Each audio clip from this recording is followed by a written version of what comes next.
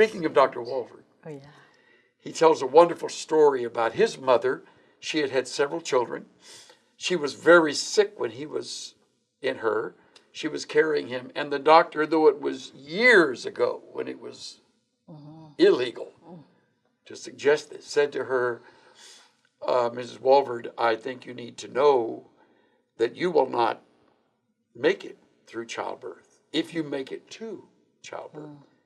And the secret, or not the secret, but the solution to this is that we remove the baby. And she sat up straight. Dr. Walford told this story. And she lectured that doctor, you leave my baby alone. This is God's child. I mean, this is her view of it, the value she had. He backed away. Dr. Walford said, not only was I born in a very healthy birth, but my mother lived to be 99. Wow. And he lived well up into the years as well. Both of them lived long lives. And the doc was wrong. Yeah. Yeah. And you know what, that brings me to a thought that you've also mentioned in your series too, is courage. Yeah. That this takes courage. It and there does. had to have been some fear. And, I tell people all the time that you don't have courage without fear typically. Yeah. It takes, we're going to have that fear, whether it's getting in front of the camera or doing something else. Or but you know what? It's that takes courage. Yeah. But And you make up your mind. You make up your mind alone. Yes. Right. Before you're with the person. Yes. You prepare yourself ahead of time. I would say to our girls before they would go on their dates, the time you prepare for a date is now. Yeah, that's right. Even before either one of them was dating that much. And I would say to them, your value that you have of your own self is right now at stake. And the young man you go with is to respect that value. Do you understand that? You try your best as a parent to convey the value of convictions and all that goes with that. Yeah. And I think that's so important, Chuck, because, a lot of what I do deal with is a lot of trauma. It's a big part of my practice is trauma, and especially family of origin trauma. And so when you see a lot of trauma in the family of origin, and so what we come as an outcome of that is people are left with not feeling valued in the first place. And so they live their lives as not being valued. So they then don't value that part of them as they enter maybe into their teen years or into their early 20s.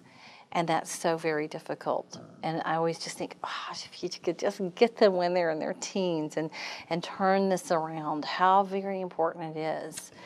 Our responsibility to the youth are so very important.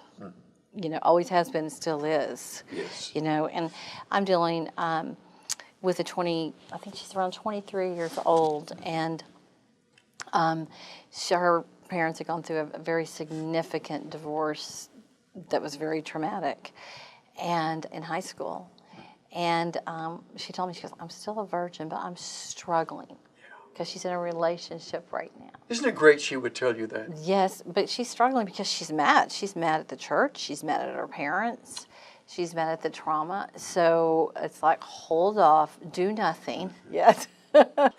But no, that, for her to be able to, to say that to me is great. Yeah. But at the same time, for me to be able to say to her, hold off, do nothing, don't make any decisions about that. Let's work through this, which you've shared with me about what's happened to you over the last 6-7 years has been so traumatic.